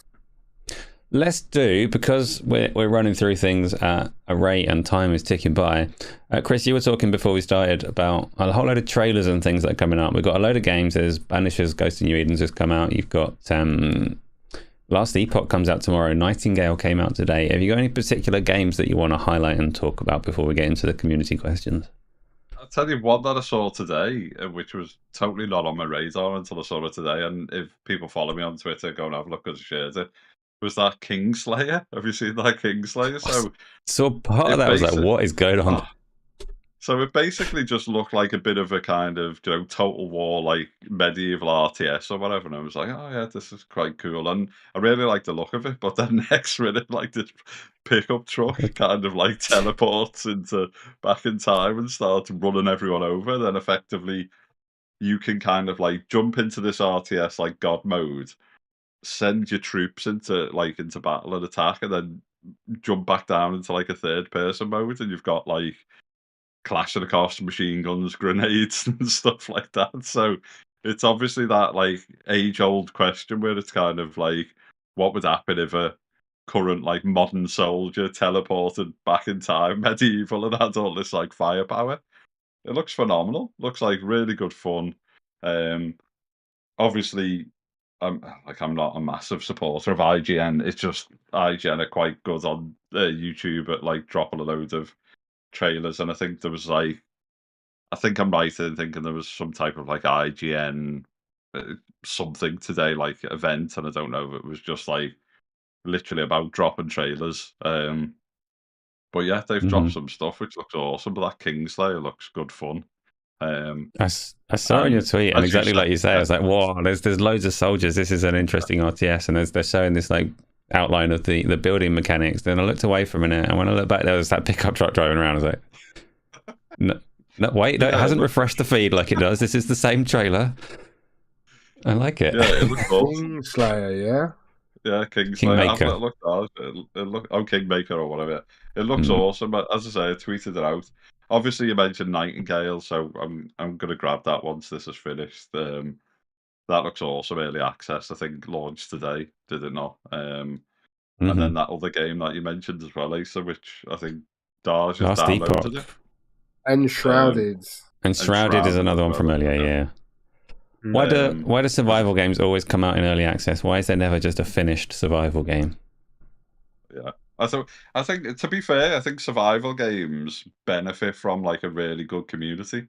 So I think Sons of the Forest is a good example of that. Obviously, me and Darge played a bit of Sons of the Forest and stuff, and I think Go back. The mechanic, obviously, Ace has brought up the glorious game. Sons of the Forest V1 has just come out, and that's been, a love of the community, where it's like Back to the Future, like, it's been a love of the community where, they've basically utilized a really close-knit community. And I think that's the great thing about like PC gaming, is you will get like a really loyal attachment rate. And obviously with the beauty of like Discord and all that, I mean, I look at my Discord list now, and I'm in kind of like the Sons of the Forest Discord, I'm in VTOL VR's Discord, I'm in loads of like games Discord, and you can go in and really like interact with the developers in like a really interesting way. I'm in Embark's Discord, and so I think the PC community, like, not the social media like Master Race community, but the actual PC gaming community will attach themselves. And I think these survivor games, because like mechanics are so key, to go back to your question, Asa, I think if you are developing a survival game, I think you do kind of go, actually, let's get some of our like loyal community in to let us know whether like the balance is right, or should we have this mechanic, should we, and you can try those things out in early access without it hopefully not having like a big impact on like a review score or whatever it may be. Yeah, I think with the early access stuff, Asa, I do get it as well, because like ACG's another who just won't entertain, an early access game. But I think sometimes like the early access are like some of the best, like they're either the best success story or the worst failure. Do you know what I mean? Like we had the day before recently, and that was just carnage. Like it was carnage. But then you get Power World. I'd heard whispers of Pokemon with guns, but I'd never really seen a trailer for it or anything. And when it hits, like Chris said, and then all of a sudden I'm in the Discord with Patrick, and we're fucking building out a base and all this stuff. And, like it is good. Like, I don't mind early access games, like you said about survival with Enshrouded and, all these types of games. And like Chris said, Sons of the Forest, day one, we were there, Chris, weren't we? And it was how many years ago? Looking. Sons of the Forest was last year, wasn't it, Chris? Yeah, but there's Sons of the Forest, and then there's the Forest, isn't it? But the Sons came out last year, and then they have announced, is the V1 out now, isn't it? I think V1's out now, isn't it? V1's out now, yeah. And the game, from when we first went in, it was a really good looker anyway. Like, it looked good. It played well, didn't it, the game and stuff like that. And then I saw the trailer the other day for V1, and I'm like, we need to get back in there, because there's just some mad stuff like that they've built out in the game. So there's pros and cons to everything. I try and keep optimistic about, early access games, or not early access, but, like games getting built out, because you always have that hope that they're going to deliver. But like I say, there's been so many failures of late of people getting their hopes up about something that is never was promised. You know what I mean? I think if it's a genuine studio which has got a track record and it's quite clearly like funded and delivered something before, I think the issue is that early access allows some like unsavory studios to kind of go, oh, look at this like awesome game. There's that kind of like first person like horror game, isn't there? Which I can't remember what it's called, but I think it's like 3 letters. I'll have a little look in a minute. And they released like a video last year, and it was kind of really like really interesting gunplay. There was like these weird kind of like zombies and stuff like that, or these kind of half dead individuals.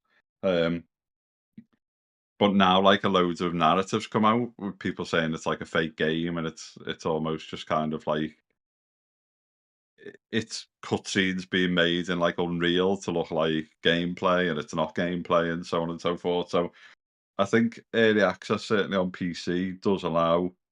And by the way, I don't know whether it is a fake game or whatever. That's just what a lot of people are saying in the market. But it does allow someone to kind of give the perception that they've created a studio. And if you've got like a couple of good artists who jump into Unreal 5 or something, create a little create like a little demo looking and say, look, this is a new game that we're building, give us some money and so on and so forth. We'll kickstart it. So I think you're right, Darge. I think that it allows some of that to happen. But I think if it's a studio with a good track record, I think like early access and stuff can be really helpful. And also like kickstarting a game. So if you've got a studio with a track record, people will kickstart it because, like I said before, investors are not necessarily putting money into game studios, and it allows them to kind of get the vision up and running, and then hopefully raise enough money to. I mean, bloody what you call it, Star Citizen or whatever it's called, is still is like the most that fucking kickstarted game's funded crazy. game ever, and it's still getting funded and Yeah. and whatever else. So I mean, there's some people have made a hell of a lot of money, but yeah, the trailer of Sons of the Forest, where they've added the actual backstory and everything to it now, looks awesome, and it's we can jump in and play co-op and give that a blast or whatever. Yeah. One of my favorite games had an early access period, and that's Hades. Hades 2 is also going to have an early access period, and I begrudge it because I'm like Darge. I don't normally play a game more than once, so I don't want to play it before it's finished, before it's at its best. And early access it's an easy route to market, and it takes down some of the barriers that are supposed to certify a quality experience. They're barriers that are supposed to be there for the consumer's benefit. So you've got this situation now where Sony obviously don't particularly allow early access, Microsoft do, Steam do, and then you get these blow up successes like Palworld as a result. But Palworld's developer Pocket Pair, their prior game Craftopia just sat in early access and never hit release, and probably never will. So they're quite happy to walk away from something if it doesn't work. It's a weird situation that it definitely has its advantages. You definitely get success stories where a game comes out in early access, they genuinely work with the community, they genuinely do like best endeavors and good intent to make the best game that they can come launch. But you definitely also get like that shady side of it where it is dodgy trailers and like Day Before or whatever it was called, like this is not a real project, we just want your money as early as possible. So it's a mixed bag. I guess I'll take the good when it's given to me. But I was just going to say, Asa, just cutting in, like, for me, the way my head works is when I see that early access, like you said, we only play a game once, yeah? Mm-hmm. So when we go in, to me, early access means this game is going to be improved one way or the other, unless it's, like you just said, a shy start who just drops what's there and bolts, with whatever.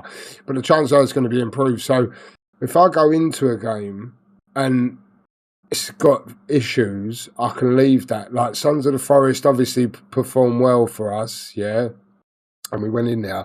But you can take yourself away from a game that's in early access, and then you'll get like announcements of V1 launches, and the trailer shows what they've built out. Now there will be people who stuck in that game from day one to now, and they've seen the changes take effect. You know what I mean? But like I say, people like you and me who actually left it on day one, you know, and then come back, it's a completely different experience. And that's the beauty of early access. I know like the day before has happened more than not, you know what I mean? But there's also some good in early access, you know what I mean? So I don't really have too much of a problem with it, you know. And also they're usually cheaper as well, the games, right? Because then by the end of it, it's probably more like a full price title, whereas on the start it's a little bit bare bones. You know, well, let's see what Power World, if it sticks, carrying on. Let's see where Power World is in a year's time. You know what I mean? Part of the price is definitely because they don't, like, publishers don't typically use that route, do they? It's normally self-published early access games, as part of the lower barriers. I do want to get onto the questions in a second. In fact, let's do that right now. So I was just going to say, no, it's all good. We're supposed to be talking. That's what we're here for. Hades 2, one of my most anticipated games. I'm not going to play in early access. I'm going to wait for release. But survival games in particular, they get their community wave and hype and buzz on the early access launch. Like Power World's version 1 release might get no attention at all. You have to play that game kind of now to get involved with the community and the discovery of it. So it's a weird one, survival games in early access, and it's part and parcel of big publishers not really getting stuck into that genre despite it being huge, which is a strange situation. Let's go on to the first question. First question is up. It's from Eradication, who's in our Discord, one of our guys you were playing Helldivers 2 with. Says, Chris, I know you were involved in the greatest Killzone game of all time. What would the difficulties of porting a PS3 game across the current gen and PC be? Bloody hell, I'm delving back into the grey matter. So I think the issue with the PS3 was just the kind of setup of basically like the CPU and stuff like that. You know, I think there was like it was like the emotion engine, and there was like separate chipsets that it was developed with like IBM as well, wasn't it, or something like that? So it was even like the chipset. So there was a load of like dedicated chips within the machine to kind of like handle different things. It's not to say that you wouldn't be able to like emulate that stuff now. I mean, obviously hardware and so on and so forth is so powerful, but I think it'd be a bit of a ball ache, I think, to start trying to kind of like emulate that in software. And it was just like a really difficult console to develop for, in terms of like some of the tools and things like that. Obviously, Sony first party studios had all the kind of support from like the internal tech groups and so on and so forth, as well as connections to the chipset manufacturer and stuff to kind of assist and help out. But it was, you know, and I think it's renowned to this day of like one of Sony's kind of failures. They tried to kind of do something new, and that was the kind of era where like 360 started. A lot of third party developers started developing on 360 as like the primary platform, and that's why things started to like perform really well. Obviously, as I say, the likes of the internal studios, Guerrilla and so on and so forth, and even Studio Liverpool, actually got a handle on the hardware early on with the help of like the technology group.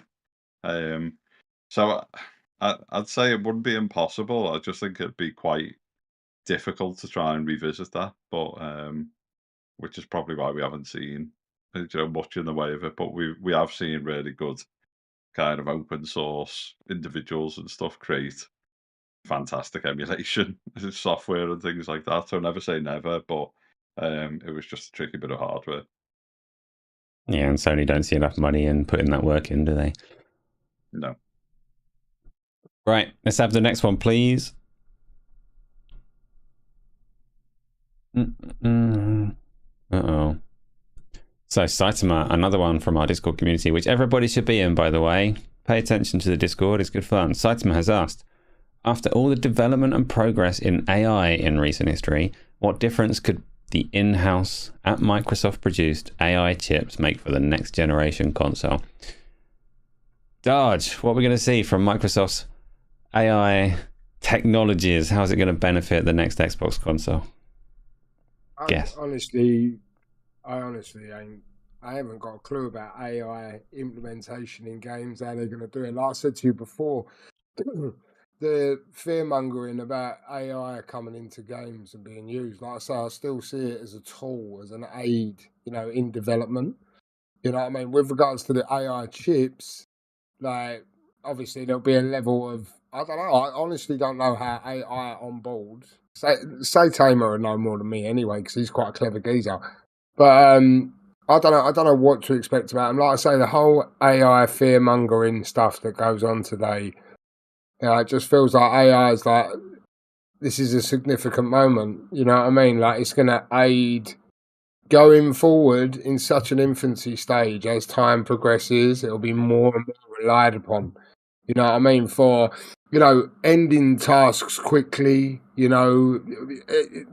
there's possibilities are endless with it, you know what I mean? We're just at such an early stage that everyone's genuinely shit scared of it, like, oh, I'm going to lose my job. I won't lose my job. If I lose my job to AI, then we can all worry. Yeah, so I can't see AI going out in the fucking rain changing a roof for someone. So I reckon we'll be all right. Chris drone. is probably better. There'll be a little welding device on the drone, and it'll just fly around. Death Stranding drone, yeah. Go on, mate. No, I mean, I think the only thing I'd add is probably the only thing I think AI will add potentially as we move forward in games is like having a gaming experience kind of react a lot, a lot better and a lot more accurate to the way that you actually play.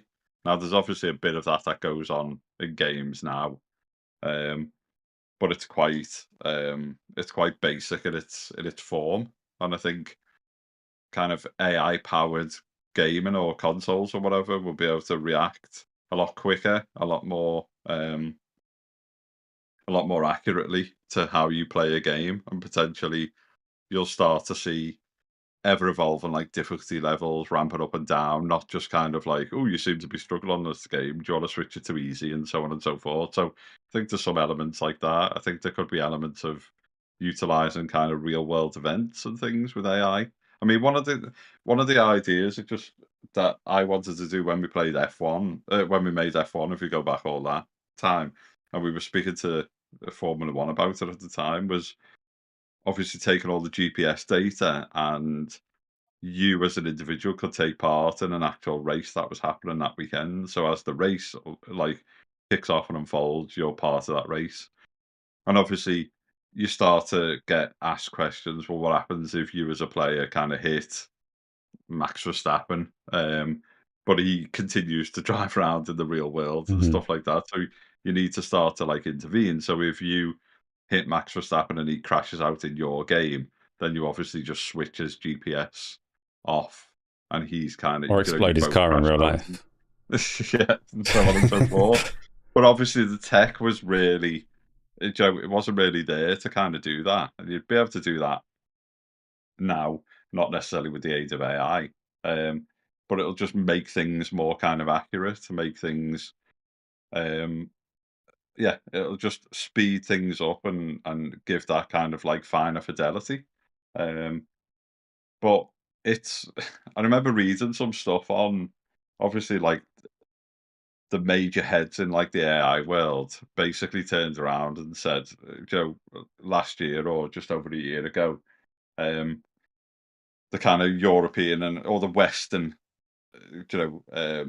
brains around like AI and stuff said, let's have a 6-month break. And obviously everyone was kind of like, no, we can't have a 6-month break. China will catch up and stuff. And the reason it was a 6-month break is because China's probably 10 months behind. And it was kind of like, we need to have a 6-month break because this is evolving at a rate that we can't really control. And obviously it was knocked on the head and people just continued to kind of crack on. But one of the guys who was involved in kind of like the origination of this was turned around and said, there's a couple of like rule sets that we need to make sure that AI doesn't happen, or doesn't happen within AI. Sorry, and one of those things is it kind of understands human emotion. And obviously, they've just attached AI to social media, so AI is just constantly learning. Oh no! People like it's been listening to those spaces. We're all dead. We're doomed. Oh no! It's learning about people losing the shit when a console thing doesn't go their way, when a football match doesn't go their way, politics, so on and so forth. And one of the other things, which is obviously what they've totally ignored, was don't allow AI to like create its own language, like program itself. And obviously now they go, could you write that bit of code for us? Because what essentially will happen is AI can write a bit of code and then it can go, actually, I can make that more efficient. I can make it more efficient, make it more efficient. To make it more efficient, I need to write it in such a way that humans can't understand, and so on and so forth. And then you start going into like a bit of a rabbit hole. And obviously the last kind of like scary story on AI, which people can look up, is they were using AI to kind of on unmanned drone simulation. So obviously they were flying around. They were basically like virtually bombing targets, and they were given AI the rule set that every time it performed a action, it would score a set of points. So go to this target, bomb this target, score the points. Go to this target, identify correctly, don't bomb the target, score some points, and so on and so forth. And after hours of this, the AI determined that it would bomb the human operator, because the human operator was stepping in and stopping it from taking out targets. And in the end, it turned around, virtually bombed the human operator, and then continued to just bomb everything because it basically had turned into like encouraging. This point-driven. Yeah. Aside from, I was thinking maybe like you look at what Nvidia doing and you get massive performance gains from your upscaling and tidying up your ray tracing and stuff like that. But it sounds like the next Xbox might just bomb us all. I think we've got time for one more question. Let's have one more, please. I like the questions, but I'm really trying to finish it within the 2 hours. So we're just going to pick a golden one. It's going to be there's going to be multiple people that have submitted them. This is a hard time for Isla, I think, to pick the best of them. So some of the next Xbox will become Skynet in the end. Well, it'll be the end if it does, yes. So. It will, yeah. I mean, one of the defense systems actually called Skynet, isn't it? I don't know. I think someone's having a laugh, but. I think we've lost our. Oh no, Patrick has asked, so it's going to be a long one, so it's getting pasted into the chat. It's coming from the Discord forums, that means. Here it comes, here it comes. With the recent-ish trend of survival games becoming more and more popular, do you all see more publishers trying to get their own survival game out? And if that's the case, do you see players tiring of the genre, similar to what happened with Battle Royale games? Well, that ties into what we were talking about earlier, doesn't it? Darge, are we going to see major publishers trying their hand at hitting this survival game jackpot? I don't think so. Like, I think if anyone would try it, it'd probably be Xbox. But I think, like, I know, like, they're all coming out now, so why bring it out? You know how it goes round in circles, like, you know what I mean? So at the minute, the survival aspect is a hot trend right now. If they'd have known this coming in, they'd already be saying it by now. Sony haven't announced that anything's coming. As far as I'm concerned, Xbox ain't either. So I can't see it personally. I think by the time all these games that are coming now have been dealt with, I think people will be tiring of the survival genre and then move on to whatever comes next. You know what I mean? I just don't know. Is Everwild not going to be the survival game? Is Everwild still a thing? Like, do you know what I mean? I mean, they showed it off. Did they show? When did they show that off? They showed that ages off. ago. They didn't show the game though. Like they showed a vibe. Yeah, they showed a video, like a trailer for it, but I don't know. Got a bit of a reboot, didn't it? But it feels like that's a survival. Obviously, me and Patrick on the same wavelength because he said in the chat maybe Everwild is the survival game. But yeah, I mean, it wouldn't surprise me if it I can't see Rare just dropping their work either when they had Sea of Thieves for so long. I can't see it being as drastic as...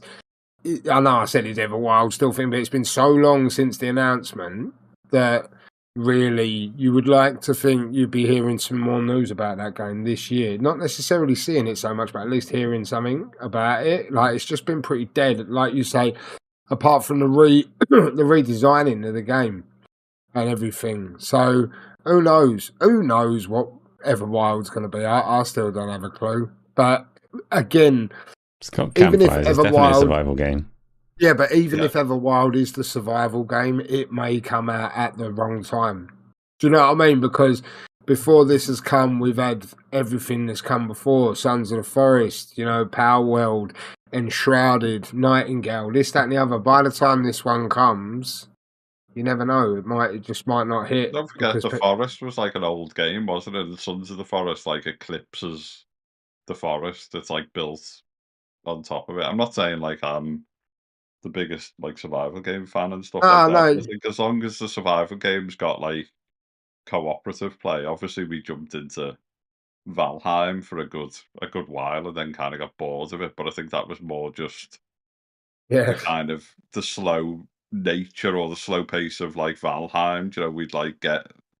We'd go venturing off somewhere and die, and then just go, I can't be bothered to go. Maybe, I'm watching the trailer back because I haven't watched it for so long, but maybe Everwild is a survival game. But then the question will still remain, by the time of it coming, will there be, what else will be about by then? Do you know what I mean? So at the point that they did this trailer, though, they didn't know what the game was. They had no gameplay loop. It's just like they built the world up without it being any particular kind of game. You can look at it now and you can say that world that they built would fit as a survival game. What makes it weird is obviously Xbox cancelled very recently Odyssey, so Blizzard's attempt at a survival game.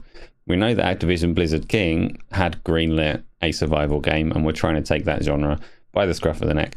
We know that when Battle Royales were popular and it was the in thing, like every publisher had a crack at it. And some of them got burnt, like Ubisoft's Hyperscape got shut down within a year or whatever. Like most of them didn't succeed by chasing that genre, but they sure as hell chased it. I'd be really surprised. I'm already surprised that we haven't seen them already, but I'd be really surprised if all of these big publishers are not looking at that genre going, well, we can do it. We can do a AAA one of these. One of these early access games, they're hitting 2 million people just by dropping an unfinished, like small studio version of this genre onto Steam. We can do a multi-platform AAA survival game and be the richest publisher in the universe. And they have to be coming, don't they? What do you reckon, Chris? Yeah. I think there's a track record of publishers or some of these big organizations stepping into genres and trying it themselves. Obviously, Sony, back in my day, were kind of obsessed with making their own kind of Call of Duty, making their own FIFA, making their own, racing games and stuff like that. So it makes sense to look at what the access teams are doing and then try their hand at a genre, and it might just stick. It might be too late. It might not be too late. But there's always a cycle, isn't it? If you think 3 or 4 year development cycle. But I think any of the big publishers creating a survival type game, you would probably think they'd give it a go at doing kind of early access, a bit like, I know it's not survival per se, but like Grounded and so on and so forth. I think those type of games do lend themselves to getting the community involved, so you can actually try certain mechanics and gameplay loops and stuff. So I think it'll happen, won't it? So there you go, Patrick. I hope you're looking forward to it, because I know you play a bit of the survival games, as you're on Power World and Enshrouded and Nightingale at the moment. Yeah, I'll definitely be on Nightingale soon. And you're going to be on Enshrouded. We've got a server up and running that I was playing on earlier. It's nice, so. And it's got room for 16 people to connect at once. At the moment, it's just been me and Darge, so there's loads of space for everybody. And Darge had dodgy frame rate? Yeah, I used to even on the title screen, it was just stuttering. Like, I don't know. I'm gonna I'm gonna have another go when we get off, when we finish up on the show. Just boot it back up because it looked alright. Well, I see you playing of it, but yeah, performance was fucking weird.